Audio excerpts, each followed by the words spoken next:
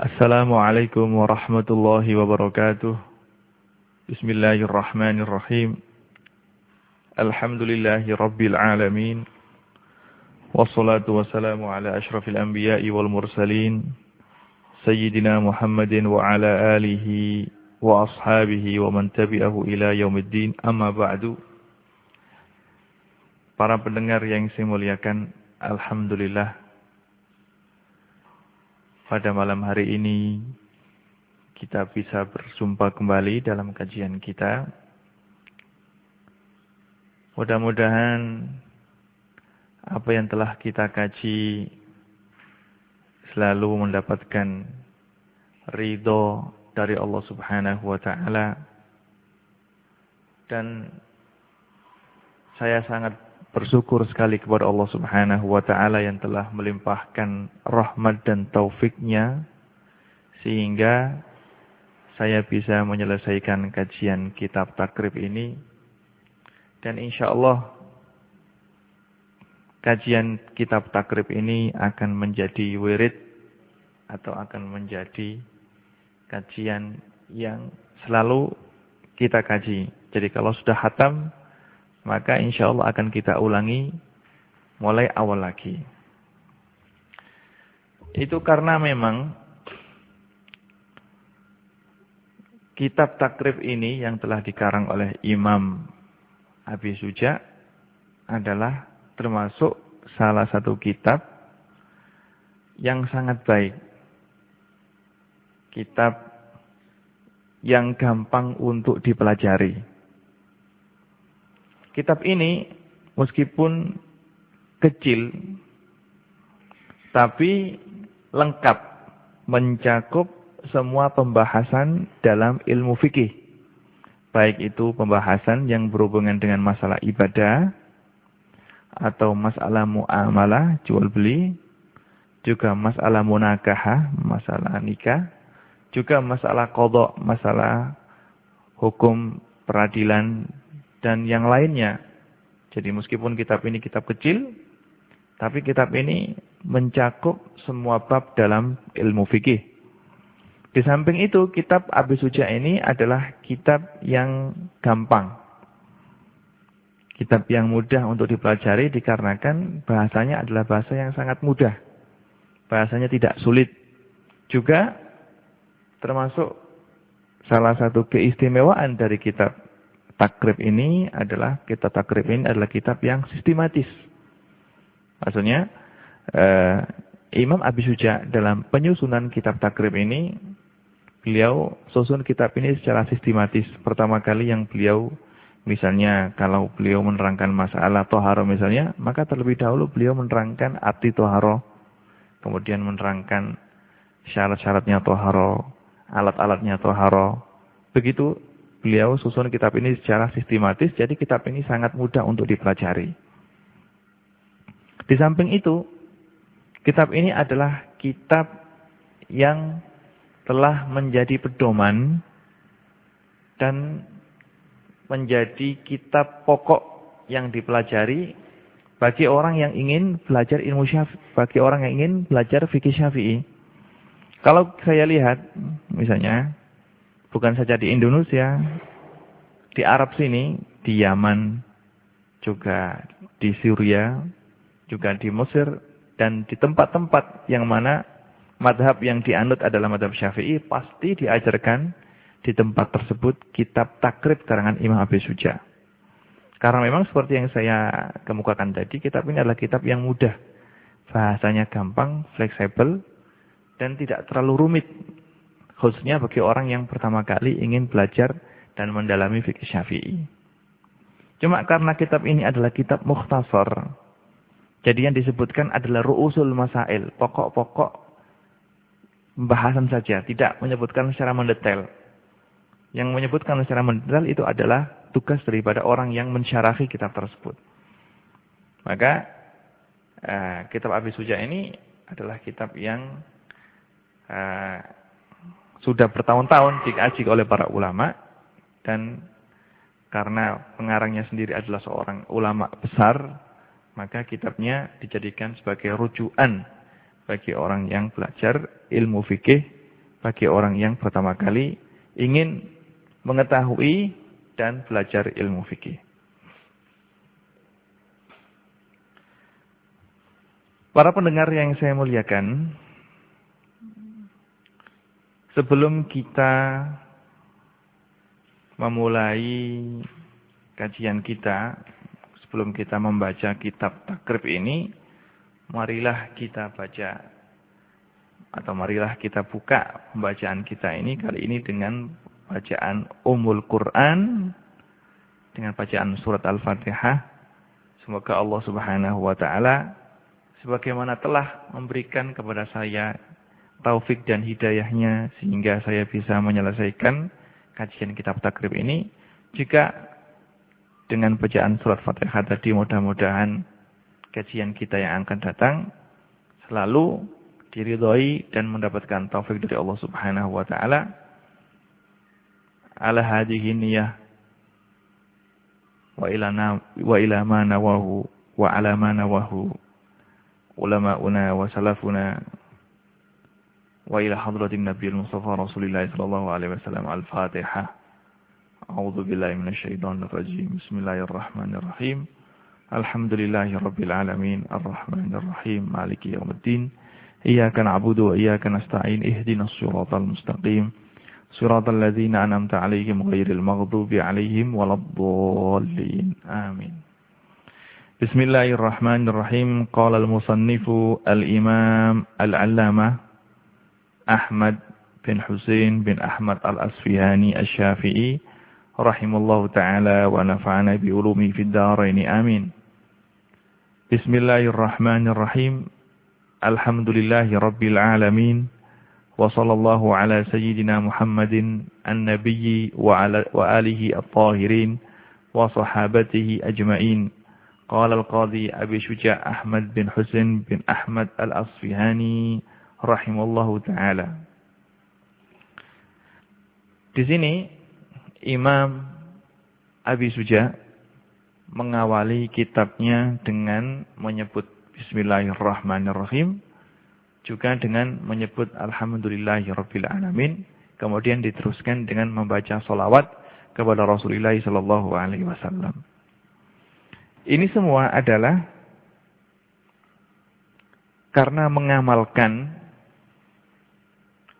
sabda Nabi Muhammad sallallahu alaihi wasallam, yaitu sebuah hadis yang masyhur yang diriwayatkan oleh Tirmidzi, juga diriwayatkan oleh Imam Abu Dawud dan yang lainnya, yang bunyinya kullu amrin dzibalin la yubda'u fihi bismillahirrahmanirrahim fahuwa abtar.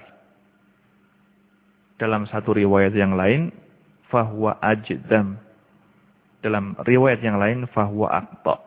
Yang artinya adalah setiap perkara yang diperhatikan oleh syarak yang tidak dimulai dengan menyebut nama Allah Subhanahu wa taala, dengan menyebut bismillah, maka perkara tersebut adalah abtar, ajdam au aqta. Yang mana kalimat abtar, ajdam, aqta mempunyai arti qalilul barokah. Jadi setiap perkara yang diperhatikan oleh syarak, oleh agama, yang tidak dimulai dengan menyebut bismillahirrahmanirrahim, maka perkara tersebut adalah akan sedikit berkahnya. Dalam suatu riwayat yang lain, hadis ini, kullu amrin dzibalin la yubda'u fihi bilhamdillahi, dengan menyebutkan hamdillah. Setiap perkara yang diperhatikan oleh agama yang tidak dimulai dengan alhamdulillah, maka perkara tersebut adalah sedikit berkahnya. Dalam riwayat yang lain disebutkan ganti daripada bismillah adalah bizikrillahi. Dan hadis ini sebagaimana dikatakan dan disebutkan oleh beberapa ahli hadis, seperti disebutkan oleh Imam Tajuddin As-Subuki dalam kitabnya Muqaddimah Tabaqat Syafi'iyah Kubra, meskipun hadis ini lafadznya muttarib, lafadznya berbeda-beda, cuma sebagian ulama menghukumi hadis ini sebagai hadis yang sahih, seperti Hafidz Ar-Rahawi, sebagaimana dinukil oleh Imam Nawawi. Jika Imam Nawawi mengatakan hadis ini adalah hadis hasan, juga termasuk Imam Ibnu Shalah menghukumi hadis ini sebagai hadis yang hasan.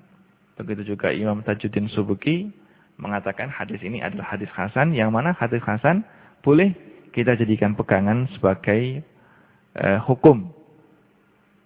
Boleh kita jadikan sumber daripada pengambilan suatu hukum. Maka setiap perkara yang dianjurkan oleh agama yang tidak dimulai dengan bismillah, maka perkara tersebut adalah sedikit berkahnya. Maka di sini Imam Abi Suja imtithalan menyontoh dan ikut apa yang telah diperintahkan oleh Rasulullah SAW. Beliau mulai kitabnya dengan menyebutkan bismillah dan alhamdulillah. Kemudian setelah menyebutkan bismillah dan alhamdulillah, beliau bersolawat kepada Rasulullah SAW.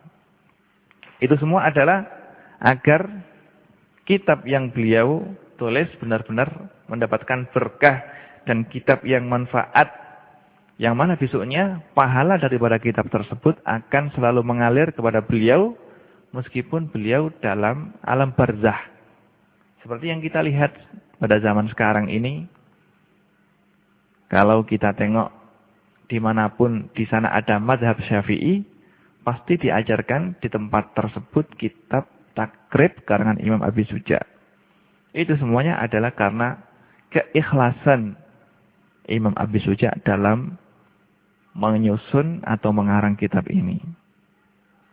Juga dalam satu hadis yang diriwayatkan oleh Imam Tabrani dan yang lainnya, Rasulullah SAW telah bersabda, "Man shalla 'alayya fi kitabin lam tazalil malaikatu tastaghfiru lahu ma jama ismi fi dzalikal kitab."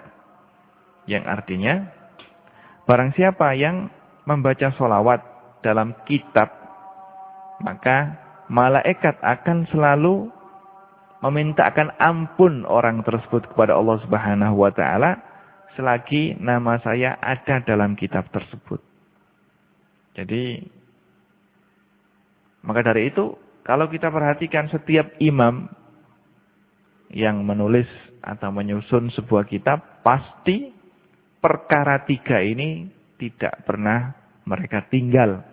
Yang pertama adalah membaca basmalah, yang kedua membaca hamdalah, dan yang ketiga adalah membaca sholawat kepada Rasulullah SAW.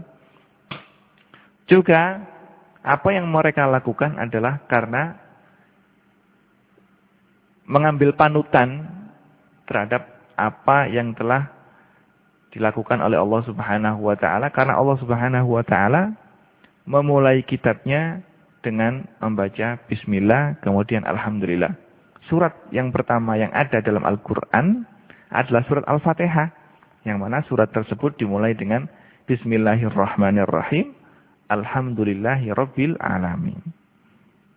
Karena iktidaan dan mengambil panutan terhadap apa yang dilakukan oleh Al-Quran, maka para ulama kalau menyusun kitab, maka yang pertama kali ditulis adalah lafaz bismillah dan alhamdulillah, kemudian sholawat kepada Rasulullah SAW. Itu semuanya adalah berdasarkan hadis, bukan sekedar ketepatan, tapi memang berdasarkan sebuah hadis yang diriwayatkan dari Rasulullah SAW. Qala al-Qadhi Abu Suja' Ahmad bin Husain bin Ahmad al-Asfihani rahimahullahu ta'ala. Pengarang kitab ini adalah Imam Abu Suja'. Yang mana Imam Abu Suja' ini namanya adalah Ahmad bin Husain bin Ahmad al-Asfihani. Beliau adalah asalnya orang Asfihan, yaitu sekarang kalau kita lihat Asfihan di sini adalah daerah wilayah yang terletak di negara Iran kalau kita lihat zaman sekarang. Nama beliau adalah Ahmad bin Husain bin Ahmad. Ada yang mengatakan nama beliau adalah Ahmad bin Hasan bin Ahmad. Bukan Ahmad bin Husain, tapi Ahmad bin Hasan. Beliau ini adalah seorang qadhi atau seorang hakim. Yang mana beliau adalah orang yang ahli fikih, orang soleh, seorang wali besar. Beliau dilahirkan di negeri Basrah, di kota Basrah, yang mana bapaknya dan kakeknya asalnya adalah datang dari negeri Asfihan. Beliau dilahirkan pada tahun 434. Dan beliau ketika berada di Basrah, beliau menjabat sebagai seorang qadhi dan sebagai seorang pengajar di Masjid Basrah. Kurang lebih beliau menjadi qadhi dan menjadi pengajar resmi di Masjid Basrah selama 40 tahun. Selama 40 tahun. Dan beliau tidak pernah keluar dari rumahnya menuju kepada tempat pekerjaan beliau, dinas beliau. Jadi beliau adalah seorang hakim, juga seorang pengajar resmi di Masjid Basrah. Beliau sebelum berangkat ke pengadilan, setelah sholat subuh, beliau membaca Quran, juga membaca wirid. Baru kalau sudah waktu duha, sholat duha, terus berangkat menuju tempat pekerjaannya. Jadi adalah bisa kita tiru. Jadi kalau kita sebagai pegawai negeri atau sebagai seorang guru, maka setelah salat subuh yang kita lakukan adalah membaca Quran, membaca aurat, nanti sarapan, terus setelah itu jangan sampai kita melupakan salat duha, baru setelah itu keluar menuju tempat kerja masing-masing. Ketika beliau menjabat sebagai seorang qadhi atau seorang hakim, beliau sebagaimana ditulis oleh beberapa ulama yang menulis biografi beliau, beliau menjadi seorang hakim yang adil, yang bijaksana. Beliau tidak pernah takut kalau memang hal itu adalah hal yang benar. Ketika beliau menjabat sebagai seorang qadhi, sebagai seorang hakim, maka beliau selalu membagikan sedekah kepada para fakir miskin. Sehingga sampai diceritakan bahwasanya pada suatu hari beliau pernah memberi sedekah kepada seorang fakir miskin sampai 20.000 dinar. Satu hari itu beliau pernah mengeluarkan uang 20 dinar dibagi untuk fakir miskin. Bayangkan berapa kalau 20.000 dinar kalau dihitung dengan duit sekarang itu berapa juta, berapa miliar. Karena 20 dinar saja itu adalah, kalau kita hitung dengan ukuran emas sekarang itu ya sama dengan 85 gram emas. Itu 20 dinar. Bayangkan kalau 20.000. Dalam satu hari beliau pernah sedekah sebesar 20.000 dinar. Dan beliau, yang beliau kasih sedekah atau yang beliau kasih uang ini bukan cuma fakir miskin saja, tapi semua lapisan orang yang berguna. Maksudnya beliau juga mengasih sedekah kepada orang-orang soleh, kepada para ulama. Ini adalah biografi daripada Imam Abi Suja. Setelah menjadi atau menjabat sebagai seorang qadhi, sebagai seorang hakim di Basrah, dan sebagai seorang pengajar resmi di Masjid Basrah, karena ketika pada waktu itu tempat belajar salah satunya adalah masjid. Tidak ada dulu yang namanya perguruan tinggi, tidak ada. Ya perguruan tinggi itu ya masjid itu. Jadi masjid itu adalah tempat belajarnya orang Islam ketika zaman dulu. Mulai dari zamannya Rasulullah SAW, ketika Rasulullah ingin memberikan ajaran kepada para sahabat, beliau mengajari sahabatnya di masjid. Dan hal ini adalah berlangsung sampai lama. Sampai abad ke-10 Hijriah. sampai abad ke-6 Hijriah dengan berdirinya Jami' Azhar, Masjid Azhar sampai 100 tahun yang lalu masih masjid adalah tempat belajar.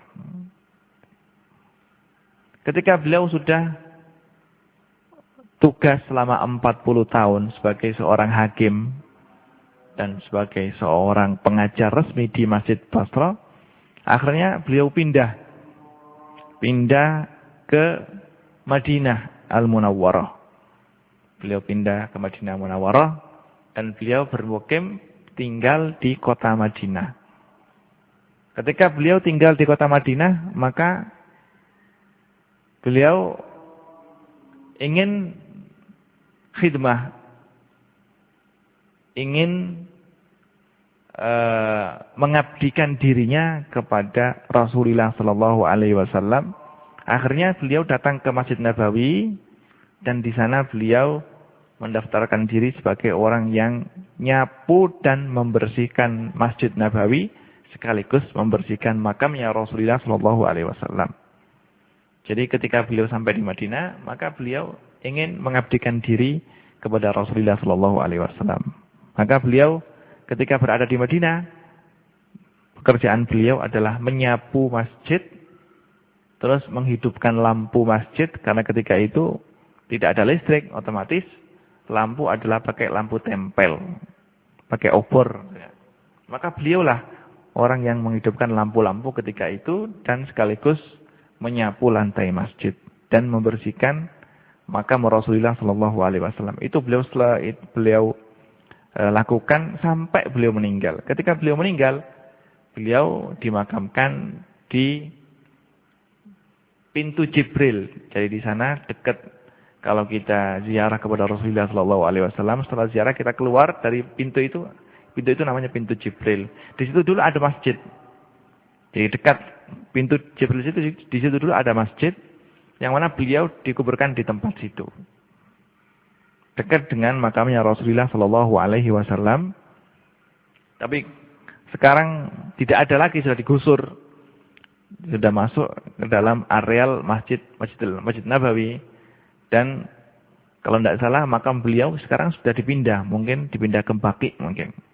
Karena makam beliau dekat sekali dengan makamnya Rasulullah Sallallahu Alaihi Wasallam. Dan beliau adalah seorang tipe ulama yang ahli zuhud. Orang yang tidak memikirkan dunia sama sekali, tidak memikirkan harta benda. Juga beliau adalah tipe ulama yang selalu mengamalkan ilmunya dan selalu menjauhi segala bentuk kemaksiatan. Ketika umur beliau sudah mencapai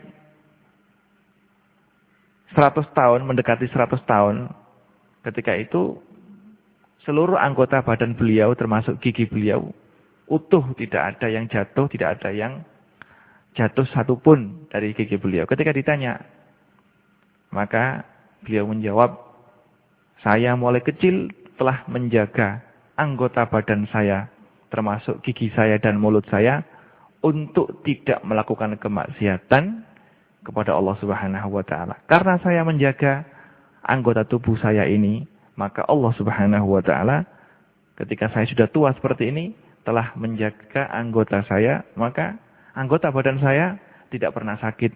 Dan gigi saya masih utuh seperti semula. Itu semua karena gigi ini tidak pernah saya gunakan untuk maksiat kepada Allah Subhanahu wa Ta'ala.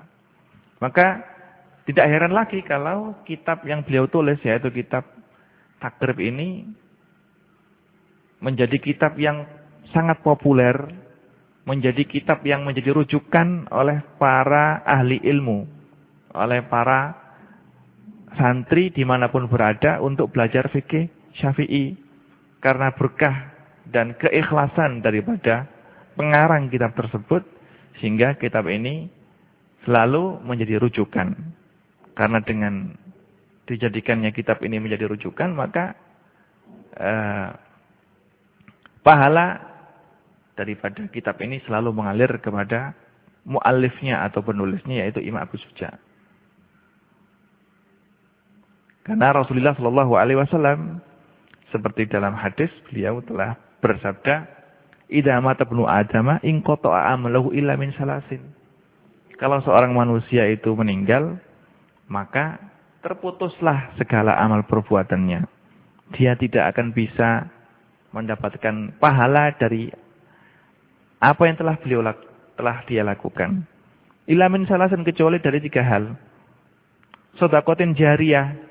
Yang pertama adalah sedekah jariyah.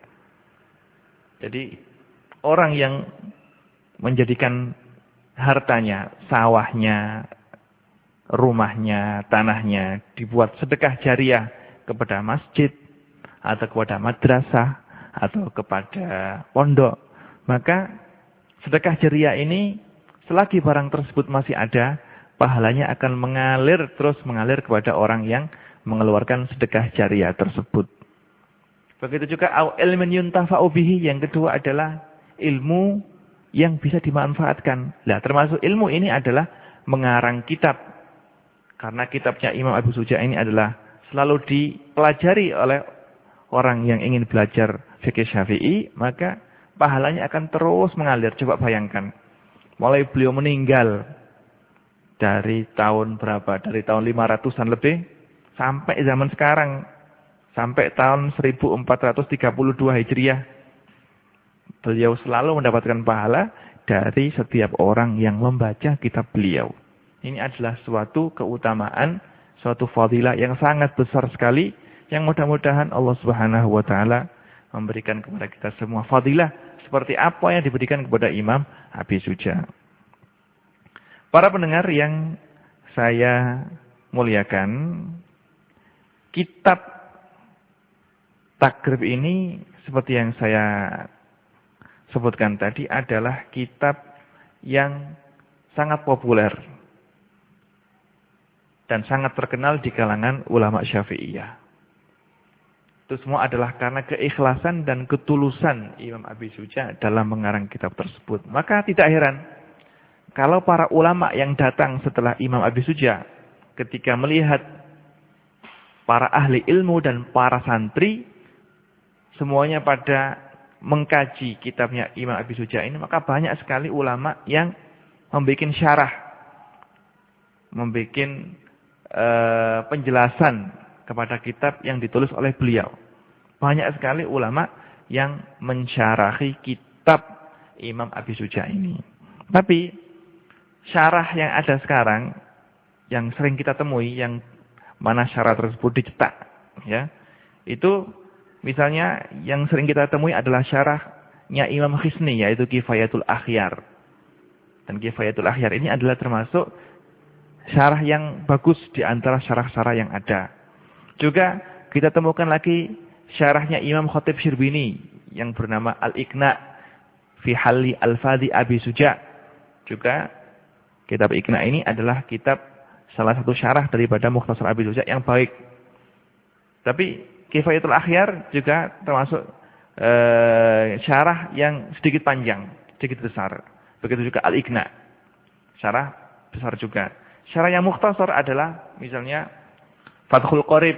Nah, Fathul Qorib adalah kitab syarah yang mukhtasar yang ditulis oleh Imam Muhammad bin Qasim Al-Huzzi. Yang biasanya kita baca di Indonesia adalah kitab Fathul Qorib, syarah daripada kitab takrib. Juga banyak sekali ulama yang berusaha untuk menazamkan kitab takrib ini, termasuk yang menazamkan adalah Imam Imriti. Imam Imriti menazamkan kitab takrib ini, yang mana nazam beliau kasih nama Nihayatut Tadrib fi Nadmi Ghayatit Takrib. Dan nazam ini banyak sekali syarahnya.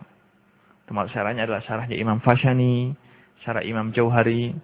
Ini semuanya adalah menandakan bahwasanya kitab takrib yang dikarang oleh Imam Abi Suja ini banyak sekali ulama yang memperhatikannya, dan benar-benar kitab ini adalah kitab yang berkah, selalu diperhatikan oleh para ulama. Imam Abi Suja berkata, Sa'alani ba'dul asdiqa. Saya diminta oleh sebagian teman-teman, hafidhahumullahu ta'ala, mudah-mudahan mereka selalu dijaga oleh Allah Subhanahu wa ta'ala, an a'mala mukhtasaran, saya diminta oleh sebagian teman untuk menulis sebuah kitab yang mukhtasar, kitab yang ringkas, fil fiqhi, dalam ilmu fikih, ala madhabil Imam Asy-Syafi'i. Menurut madhabnya Imam Asy-Syafi'i, rahmatullahi alaihi wa ridwanuh. Mudah-mudahan rahmat Allah dan keridhaannya selalu tercurahkan kepada Imam Asy-Syafi'i. Yang mana kitab ini adalah fi ghayatil ikhtisar. Kitab yang sangat ringkas sekali. Wa nihayatil ijaz. Yang sangat singkat. Untuk apa kok menulis kitab yang mukhtasar, yang ringkas dan singkat? Liyaqruba 'alal muta'allimi darsuhu. Supaya gampang untuk dipelajari oleh orang yang ingin belajar. Yashulu 'alal mubtadi hifdhuhu. Yang mudah untuk diapal oleh orang yang baru mulai belajar. Jadi memang kitab ini adalah memang diperuntukkan oleh Imam Abi Suja bagi orang yang memulai belajar ilmu fikih. Sehingga tidak heran kitab ini adalah kitab yang gampang, yang mudah, yang mana ibaratnya itu ibarat yang sangat mudah, tidak seperti kitab-kitab besar yang lainnya. Karena memang kitab ini adalah kitab ditulis untuk orang yang baru kali belajar ilmu fikih. Sehingga kalau kita lihat, kalau kita bandingkan kitab ini dengan kitab yang lain, sangat beda. Karena kitab ini adalah ibaratnya sangat mudah. Dan mudah untuk dihafal. Karena saking ikhlasnya orang yang menulis kitab ini. Wa an uksira fihi minat taqsimati wa hasril khisal. Dan saya memperbanyak dalam kitab ini pembagian-pembagian. Dari Imam Abi Suja di sini ketika menulis kitab ini beliau tulis dengan cara sangat sistematis sekali dan simpel. Sehingga kitab ini banyak sekali penggemarnya. Tidak ruwet. Jadi sangat simpel sekali sehingga gampang untuk difaham. Semuanya itu adalah fa'ajabtuhu, maka saya bersedia untuk memenuhi permintaan sebagian teman-teman tadi. Thaliban lisawab. Semuanya adalah untuk mudah-mudahan mencari pahala dari Allah Subhanahu wa taala, raghiban illahi taala fit taufiq was-shawab lis-shawab. Dan minta kepada Allah Subhanahu wa taala untuk selalu mencurahkan taufiknya kepada saya agar saya bisa menyusun kitab ini dengan benar. Innahu ala ma yasha'u qadir wa bi ibadihi latifun khabir. Sesungguhnya Allah Subhanahu wa taala adalah zat yang maha kuasa atas segala sesuatu. Dan Allah Subhanahu wa ta'ala adalah zat yang belas asih dan zat yang mengetahui atas segala sesuatu yang dilakukan oleh hamba-hambanya. Ini adalah muqaddimah atau pembukaan dari kitab Takrib karangan Imam Abi Suja. Imam Abi Suja dalam muqaddimah ini beliau menyebutkan bahwasanya beliau mengarang kitab ini karena permintaan dari sebagian teman beliau untuk nulis kitab dalam fikih Syafi'i. Yang perlu kita ketahui apa sih yang dimaksud dengan fikih itu? Jadi sebelum kita melanjutkan kajian kita mengenai pembahasan ibadah, muamalah, munakahah, maka terlebih dahulu kita juga harus patut kita untuk mengetahui apa sih yang dinamakan fikih itu. Ilmu fikih atau fikih itu adalah, kalau kita tinjau dari segi bahasa, fikih itu mempunyai arti al-fahmu, faham. Faqiha yafqahu, menurut bahasa artinya adalah fahima yafhamu. Menurut arti istilah, fikih adalah sebagaimana disebutkan oleh Al-Habib Ahmad bin Umar Asy-Syatiri dalam Yaqut Nafis, beliau menyebutkan al-fiqhu al-ilmu bil ahkam asy-syar'iyyah al-amaliyah al-muktasab min adillatiha at-tafsiliyah. Yang artinya fikih adalah ilmu tentang hukum-hukum syara' yang berhubungan dengan pengamalan, cara-cara untuk ibadah, untuk muamalah, untuk munakahah dan yang lainnya. Yang mana ilmu ini adalah muktasab, diambil min adillatiha at-tafsiliyah, dari dalil-dalilnya yang terperinci.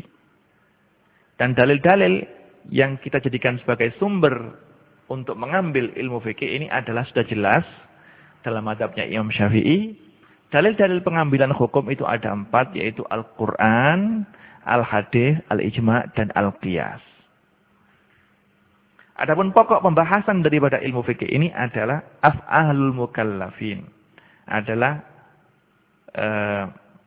pekerjaan setiap orang yang mukallaf. Orang yang sudah baligh dan berakal. Jadi setiap sesuatu yang dikerjakan oleh orang mukallaf pasti ada hukumnya. Kalau tidak wajib, ya sunnah.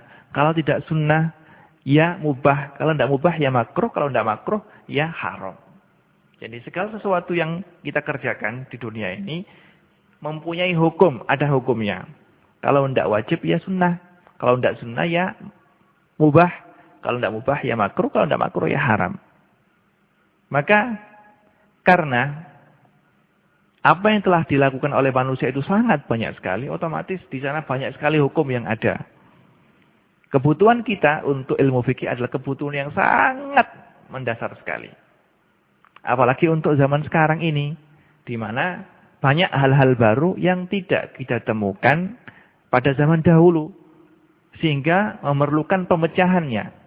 Memerlukan pemecahan untuk mengetahui apa hukum hal-hal baru yang terjadi pada zaman sekarang. Karena secara otomatis ulama dulu menelurkan sebuah hukum menurut zaman mereka. Menurut zaman dan situasi yang mereka hidup pada zaman tersebut. Tapi karena sekarang zamannya adalah zaman teknologi, yang mana segala sesuatu sekarang terjadi dengan sangat cepat sekali, maka di sini pada zaman sekarang ini banyak sekali kejadian yang perlu sekali untuk kita ketahui hukumnya. Maka pada zaman sekarang ini secara otomatis seorang ahli ilmu fikih atau santri dituntut sekali untuk bisa menguasai fikih secara mendalam, secara mendetail, juga dituntut sekali untuk bisa menguasai segala bidang keilmuan yang menjadikan atau yang menjadi alat-alat untuk mengeluarkan hukum Islam atau alat-alat ijtihad. Faedah daripada belajar ilmu fikih ini adalah untuk mengikuti dan patuh kepada perintah-perintah Allah dan menjauhi segala larangannya. Karena kita tidak bisa patuh kepada Allah Subhanahu wa taala kecuali kita belajar ilmu fikih. Bagaimana kita bisa sholat dengan baik, dengan sah kalau kita tidak bisa cara-caranya? Bagaimana kita bisa menjauhi larangan-larangan Allah kalau kita tidak mengetahui apa saja larangan tersebut? Ya, ini adalah tugasnya ilmu fikih. Dengan ilmu fikih ini maka kita bisa menjalankan segala perintah Allah Subhanahu wa taala dan menjauhi segala larangannya. Maka dari itu sumber daripada ilmu fikih itu sendiri sebagaimana yang saya katakan adalah kitab Al-Quran, hadis Rasulullah, ijma' kesepakatan para ulama dan al-qiyas. Dan sudah barang tentu pasti bahwasanya belajar ilmu fikih ini adalah hukumnya wajib. Karena ilmu fikih ini adalah berhubungan dengan segala gerak-gerik manusia, maka hukumnya adalah wajib. Belajar ilmu fikih adalah hukumnya wajib fardu ain fima yatawaqqafu alaihi sihhatul ibadah wal muamalah wal munakahah. Belajar daripada ilmu fikih ini hukumnya adalah wajib fardu ain mengenai hal-hal yang berhubungan dengan sahnya ibadah dan sahnya muamalah dan sahnya munakahah. Maksudnya bagaimana? Jadi agar sholat kita ini sah, maka secara otomatis kita harus mengetahui rukun-rukun sholat dan segala sesuatu yang membatalkan sholat. Kita harus mengetahui syarat-syaratnya sholat. Kalau kita ingin sholat kita sah, bagaimana kita tahu bahwasanya sholat kita sah? Kalau kita sendiri tidak bisa mengetahui apa itu syaratnya sholat, apa itu rukunnya sholat, apa itu hal yang membatalkan sholat. Jangan-jangan kita telah melakukan sesuatu yang membatalkan sholat, sedangkan kita sendiri tidak mengetahui hal tersebut. Maka ini adalah tidak diperbolehkan. Maka saya katakan belajar ilmu fikih ini hukumnya adalah wajib. Belajar ilmu fikih adalah hukumnya wajib. Dan orang yang menjalankan bentuk ibadah tanpa didasari oleh pengetahuan ilmu fikih, maka ibadahnya tidak sah. Tidak sah. Maka dari itu kalau kita lihat misalnya, dan ini adalah telah menjadi kesepakatan para ulama. Imam Ibnu Ruslan berkata dalam Zubat, beliau mengatakan, wa kullu man bi ghairi ilmin ya'malu a'maluhu mardudatun la tuqbalu. Setiap orang yang melakukan ibadah tanpa didasari oleh keilmuan fikih, maka ibadahnya dan amalnya tadi mardudah, tidak diterima. Karena apa? Karena tidak sah. Bagaimana dia sholat? Bagaimana tahu dia bahwasanya sholatnya sah kalau dia tidak mengetahui syarat rukunnya? Maka dari itu para ulama mengatakan, kalau kita mempunyai seorang anak, kemudian anak tersebut baligh. Misalnya kita mempunyai anak pada hari ini genap umur 15 tahun. Karena umur baligh ada 15 tahun. Maka kalau balighnya itu pada jam 10 pagi tadi, maka anak tersebut ketika masuk waktu zuhur, maka anak tersebut harus mengetahui cara-cara wudhu. Karena dia baligh, maka dia wajib untuk melaksanakan sholat. Dan sholat tidak sah kecuali dengan wudhu. Maka kalau dia baligh jam 10 pada hari ini, maka kalau ketika ada azan zuhur, maka dia wajib untuk belajar cara-cara wudhu. Kalau sudah tahu cara-cara wudhu dan segala sesuatu yang membatalkan wudhu, baru dia wajib untuk belajar cara-cara sholat. Begitu seterusnya. Nanti kalau datang bulan Ramadan, maka dia harus belajar cara-cara puasa. Nanti kalau dia ingin haji, maka dia harus belajar cara-cara haji. Nanti kalau dia ingin mengeluarkan zakat fitrah misalnya, maka dia harus belajar cara-cara mengeluarkan zakat. Nanti kalau dia ingin kawin misalnya, maka dia harus belajar cara-cara syarat rukunnya kawin. Dan hal ini adalah harus dipelajari. Maka sebagai orang tua, tugasnya adalah sangat berat sekali. Kalau melihat anaknya sudah jadi umur mau baligh, maka dia harus mengajari anaknya tersebut cara-cara wudhu, cara-cara mandi, cara-cara sholat. Kalau masuk bulan puasa, maka harus mengajari cara-cara puasa. Kalau tidak bisa mengajari sendiri, maka didatangkan ustadz untuk mengajari. Alhamdulillah sekarang banyak ustadz, banyak kajian yang ada. Kajian di mana-mana. Cuma sekarang ini kalau kita lihat situasi di Indonesia, memang kajian yang ada itu cuma sekarang nasihat. Ya, pidato mau itu hasanah. Itu bagus juga. Tapi yang lebih penting daripada itu adalah belajar fikih. Mengajari orang bagaimana caranya sholat. Mengajari orang bagaimana caranya wudhu. Mengajari orang bagaimana caranya melakukan mandi. Ini semua adalah kewajiban yang wajib kita lakukan setiap hari. Setiap hari kita lakukan. Harus kita lakukan. Kalau tidak belajar maka hukumnya berdosa. Hukumnya berdosa. Maka dari itu, ya alhamdulillah sekarang pondok pesantren di mana-mana. Kalau memang tidak bisa mengajari anaknya sendiri, maka bisa anaknya dibawa ke pesantren. Kalau tidak